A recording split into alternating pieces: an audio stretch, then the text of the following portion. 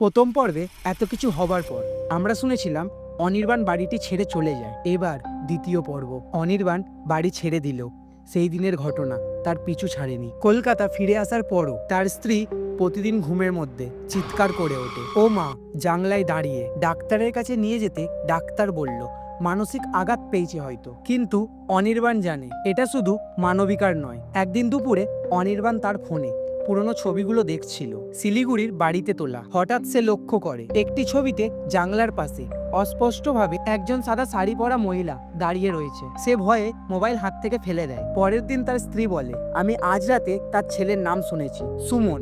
সে বলছে তাকে আমার কাছে আনো। অনির্বাণ আতঙ্কে পাগল প্রায়। তারপর এক রাতে তার স্ত্রী নিখোঁজ হয়ে যায়। তারা পুলিশকে খবর করতে পুলিশ খোঁজ করে জানান তার স্ত্রী এক ট্রেনে ধরা পড়েছে। সে নাকি যাচ্ছিল শিলিগুড়ি, সেই পুরনো বাড়ির ঠিকানায়।